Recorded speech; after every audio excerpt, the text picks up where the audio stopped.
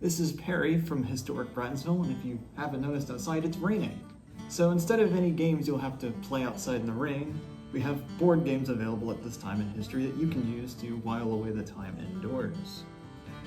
One board game important to the enslaved would be Mancala. This is a board game that was brought over from West Africa and is relatively simple in its rules, but has a lot of interesting strategy to it. To set up the game, you will need to place an even number of seeds in every single pot. A good basic game will be 3 in every one. So as you can see, your seeds from Mancala can be actual seeds, in this case cord seeds, or you can have them be any sort of counters or chips of any kind. The primary goal of Mancala is to collect as many seeds as possible in your store. That'll be this section right back here. Your side of the board will be the leftmost side of the board. So if I'm playing on this side, for the opponent, they'll be playing over here. You play by taking all of the seeds in one pot and dropping one at a time downwards toward your store.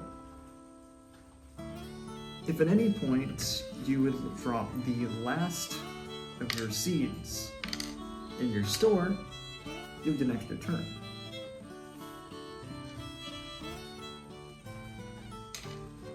If you were ever to drop the last seed into an empty pot, you then score that seed immediately and all seeds in your opponent's pot. The score can swing very quickly for this reason. In order to help prevent your opponent from being able to do that, whenever you bring seeds through, once you've placed one seed in your store, you go back up the other route, stopping them from being able to use their open positions. And so you'll continue play until either all the seeds have been removed from the board, or the more likely situation in which all of the seeds have been taken from one side of the board. If Mancala is not to your taste, then there's also 9 Men's Morris, an ancestor to tic-tac-toe, but with a bit more strategy to it. Its younger brother, 3 Men's Morris, is very much like a tic-tac-toe board. But for 9 Men's Morris, we will have 9 pegs for each player, and you will start the game by one player will place their peg in any open position, and the other player will continue to try and place theirs. The goal of 9 Men's Morris is to create what is known as a mill.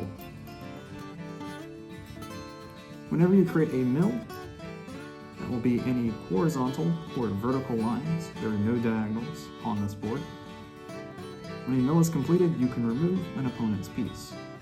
This will give you quite an advantage in the game. Once everyone has played all of their pieces onto the board, you move into the second stage of the game. As there are no more new pieces to place, you can now move them one space at a time.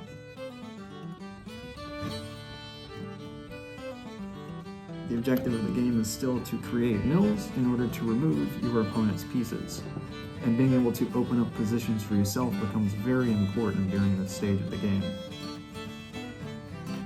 If at any point you were to, say, attempt to create the exact same mill you just made, you're not allowed to make that move.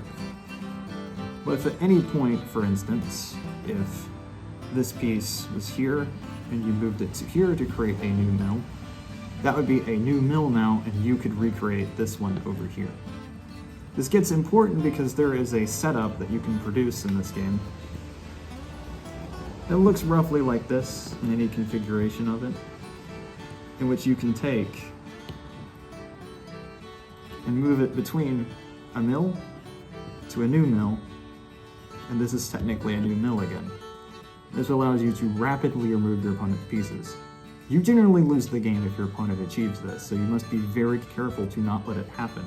And in the case of a game in which one player finally gets down to 3 pieces left, they get the advantage of now being able to move their piece to anywhere in the board they would like to put it at, allowing you to stop your opponent more proactively.